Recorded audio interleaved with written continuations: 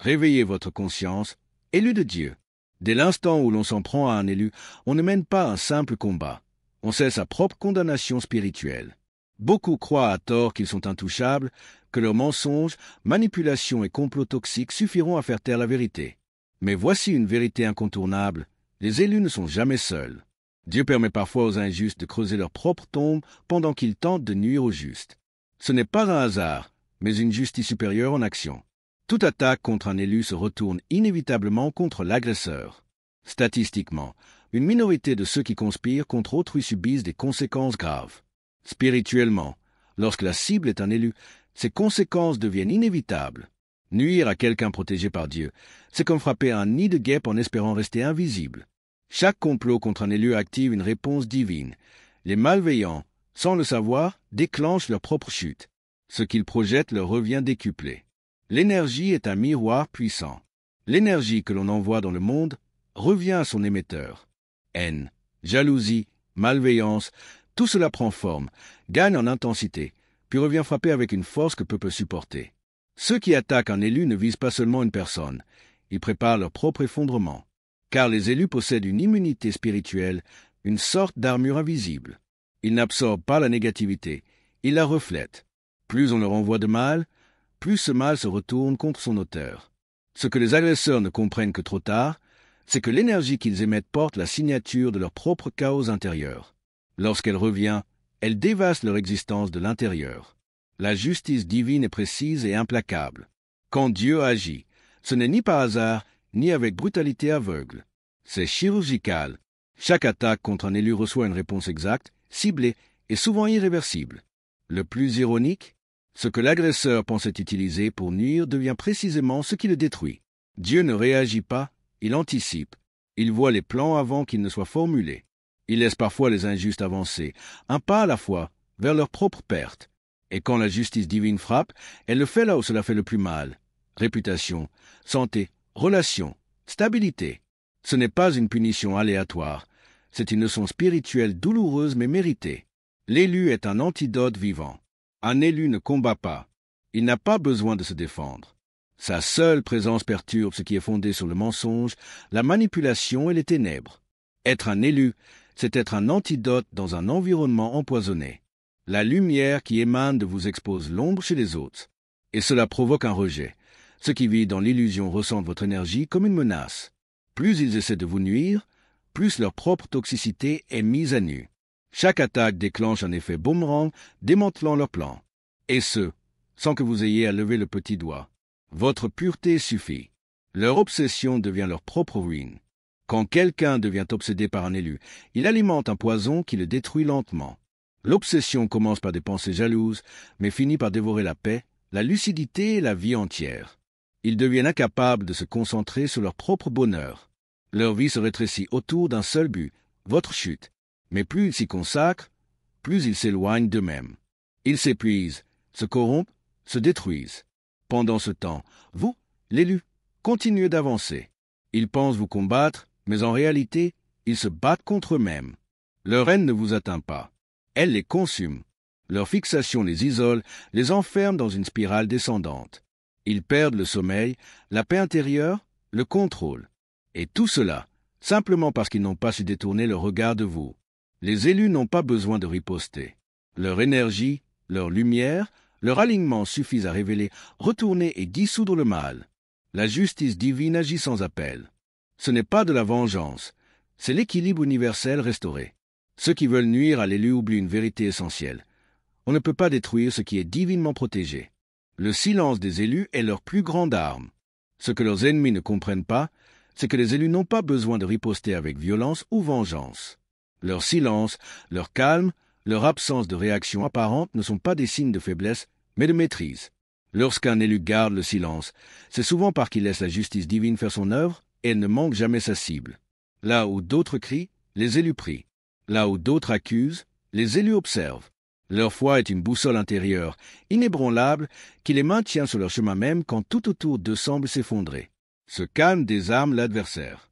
Car rien ne perturbe davantage ceux qui complotent dans l'ombre que de voir leur cible rester droite, silencieuse et intacte. Ils veulent des réactions. Ils cherchent des conflits. Mais les élus ne répondent pas à l'appel du chaos. Leur paix intérieure agit comme un bouclier. Et pendant que les autres s'épuisent dans la haine, eux puisent leur force dans une source que l'on ne peut ni manipuler, ni atteindre. Numéro 6. Ce qui est fait dans l'ombre sera toujours révélé à la lumière. Aucune attaque contre un élu ne reste cachée pour toujours. Ce qui est dissimulé finit par remonter à la surface. Mensonges, trahison, manipulation. Tôt ou tard, tout est mis à nu. Et ce n'est pas l'élu qui démasse ses ennemis. C'est la vérité elle-même qui éclate, implacable, éclairant chaque acte sombre, chaque pensée malveillante. La lumière divine agit comme une torche dans les ténèbres. Elle révèle ce que beaucoup espéraient garder secret. Et quand elle frappe, elle ne laisse aucun doute. Elle ne cherche pas à humilier, mais à rétablir l'équilibre. Ceux qui se réjouissent de voir un élu chuter ne réalisent pas qu'ils sont eux-mêmes sous surveillance spirituelle. Car le monde spirituel n'ignore rien. Et quand le moment arrive, chaque intention malveillante trouve son écho. Ce qu'ils ont semé, ils le récolteront, au centuple. Numéro 7. Être un élu, c'est déranger sans parler, transformer sans agir. Les élus n'ont pas besoin de convaincre ou de s'imposer. Leur simple présence suffit. Ils changent l'atmosphère d'une pièce sans ouvrir la bouche. Ils bousculent les faux équilibres rien qu'en existant. Ils sont porteurs d'une fréquence élevée que beaucoup ne comprennent pas et qui en dérange plus d'un, parce qu'elle force les autres à faire face à leurs failles. Elle ne condamne pas, elle révèle.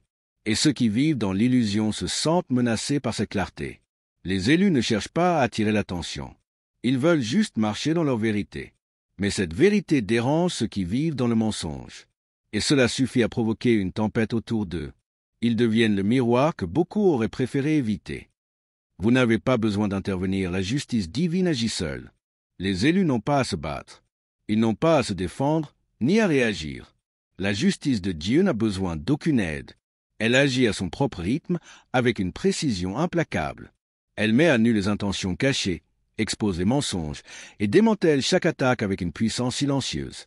Et lorsqu'elle frappe, il ne reste aucun doute. Ce n'est ni le fruit du hasard, ni une coïncidence. C'est une réponse divine, délibérée, méritée. 4. Vous êtes un antidote vivant dans un monde empoisonné. Les élus émanent une énergie qui perturbe tout ce qui repose sur la tromperie, la manipulation ou les ténèbres. Ils ne cherchent pas à neutraliser le mal, leur simple présence le fait. Sans effort, sans intention consciente, vous êtes comme un remède introduit dans un système corrompu. Votre lumière agit comme un révélateur, forçant les autres à faire face à leurs insécurités, à leurs mensonges, à leurs intentions malveillantes. Pour ceux qui agissent dans l'ombre, vous êtes une menace silencieuse, incompréhensible, mais impossible à ignorer. Et plus ils essaient de vous nuire, plus leur propre toxicité se dévoile. Chaque attaque lancée contre vous se retourne contre eux. Non seulement vous survivez, mais vous inversez la dynamique, déclenchant une chaîne de conséquences qui désintègre leur plan de l'intérieur. Ils ne comprennent pas pourquoi rien ne fonctionne contre vous. Pourquoi leur vie semble se désagréger à votre contact. C'est parce que vous ne jouez pas selon leurs règles. Vous êtes sur une fréquence qu'ils ne peuvent ni atteindre ni corrompre. Essayer de vous détruire, c'est comme essayer d'empoisonner un antidote. Cela ne fait qu'affaiblir davantage leur propre poison. Chaque tentative se retourne contre eux, révélant leur haine, leur amertume, leur chaos intérieur. Et à la fin, c'est leur propre acharnement qui devient leur chute, sans que vous n'ayez eu à riposter, ni même à les nommer. La pureté de ce que vous êtes est votre protection. Et pour eux, c'est une vérité insupportable. 5. Leur obsession pour vous est leur propre condamnation. Lorsqu'une personne devient obsédée par un élu, elle enclenche, sans le savoir, sa propre destruction. Car l'obsession n'est pas qu'une émotion, c'est un poison lent qui infiltre l'esprit, consume l'âme et ruine la vie. Tout commence par une pensée jalouse, un regard envieux, une comparaison silencieuse. Mais nourrie par l'orgueil et la rancune, cette obsession grandit, prenant racine dans chaque recoin de leur esprit. Ils ne vivent plus pour eux-mêmes. Ils vivent pour vous voir tomber. Ils cessent de se concentrer sur leur propre chemin. Leur énergie est gaspillée à imaginer des stratégies contre vous, pendant que leur propre monde s'effondre. Leurs relations s'effritent. Leur paix intérieure disparaît. Leur discernement se brouille. Ils ne dorment plus. Ils ne pensent plus qu'à vous. Mais voici la vérité. Pendant qu'ils se perdent dans cette obsession, vous continuez à avancer. Immuable, indifférent, attaque.